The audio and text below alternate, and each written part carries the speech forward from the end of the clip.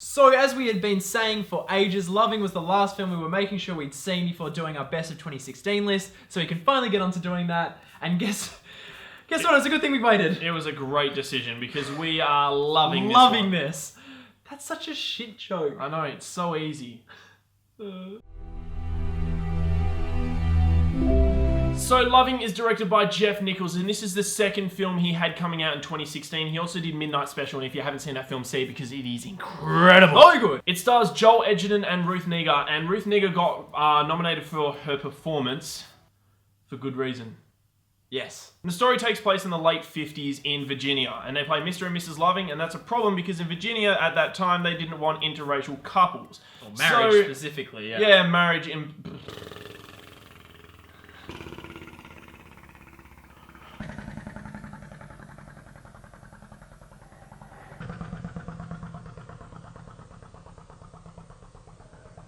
Yes, marriage. So anyway, this film kind of just takes place and follows their story, and it's very, very subtle.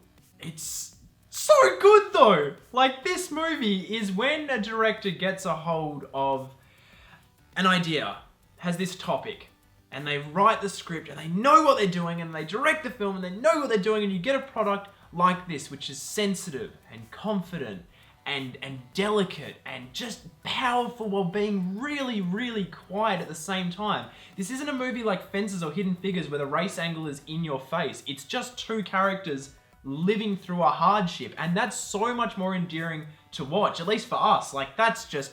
Because it puts love at the center of this story. These are two people that, you know, are like, they just want to be together, but because of the law, they have to go through all this bullshit, essentially, just to live together, live in their hometown. And it's so unfortunate, but it's so beautiful to watch as well, and to see their story progress just as human beings. Yeah, it's not about race, and it's not about politics, and it's not about... This movie is just about love and two people not being able to show that in the way that they want to, and that is why it's so powerful. And that's just us talking about the ideology behind the film and the concept of it, without even talking about how spectacularly well made this film is, because it honestly, on every single level, is just so perfected. I think the biggest thing here is the confidence. The confidence, firstly, from Jeff Nichols, to believe in his own script and to have the confidence to go ahead and direct it the way he does. He's particular and he knows exactly what he's doing with every shot, every sequence, and every scene. You can feel the planning in every single frame, like everything. There's no like, we're going to turn up on set today and we're going to work it out as we go. This was absolutely nutted out from the start. And his use of like positioning characters in certain situations, so you've got underlying tension that sits there for like over half of the film is incredible. The whole film. It's just once they set up the first time where the state turns up and they're like, hey, we have a problem with this. This is the result of it.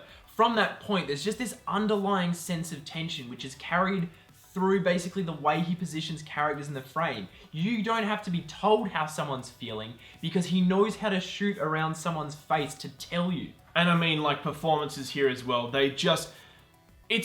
We'll start with Joel Edgerton because it's a joke he didn't get nominated for an Oscar here. He's easily the second best of the year for us. Yeah. Like, just behind Casey Affleck. He is astounding. It's easily his best film. Pay attention to him, guys. Like, when you're watching him, he's one of the very few actors out there who just commits everything to both face, body and vocally as well. Like, his walk, the way he talks, the way he holds himself. It's so incredible. Everything is going on. It tells you so much. That's the thing. Like, there was so many times in this film where they just have him, like, in darkness walking into a house and you're like, something's just happened. I want to know how he feels.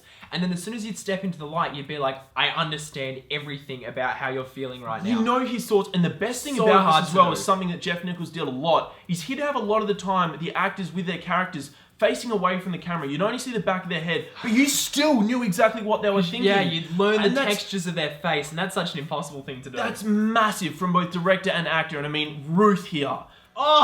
Oh my god, we haven't really seen much from her at all, but her performance is absolutely stunning every time she's on scene. Such control over speaking with her eyes as well. Like, her eyes and mouth say so much without even getting into... Same thing as we said with Joel Edgerton. They both just know how to use their faces and the weight of their body as well. There's times in this, there's a scene where something basically happens, she's on the phone with someone, and a big moment happens, and she just sits down. And just the power of her sitting down to think it over was like... Wow. Yeah, the fact that like all of the stakes in this were both like it was crucial for them as a family, but also for the rest of the world and other people going through this issue as well. And the whole cast as well, because we've also got Bill Camp, who's been turning up in everything from Birdman to The Leftovers to his In Midnight Special. He was amazing. We also had Nick Kroll, who's obviously known for more comedic stuff, was perfectly cast in this film, and John Bass. Either way, he's one of the new guys from Baywatch, the upcoming Baywatch movie, and he was really good as well. All the performances were pretty much pitch perfect and so well cast. And obviously we had a Michael Shannon cameo in this that was also amazing, because it wasn't one of those things where it was necessarily necessary. You're just like, this guy works with Michael Shannon all the time, so when he turns up, you're like, hey, that's his cameo, that's really cool. Exactly, and I mean, music here as well is by David Wingard. Wingo! David Wingo, and his soundtrack here is fantastic. You know, like he did an incredible soundtrack for Midnight Special that was really, really memorable, but this one just sits subtly with everything, you know? It's not too in your face, but it sits in the background and it really adds a lot of flavor. It feels necessary though, like it really feels like it wasn't an afterthought. Every kind of scene where the music is present for, it was always intended to be there and sound the way it does, and that's a very tricky thing to do. Our house.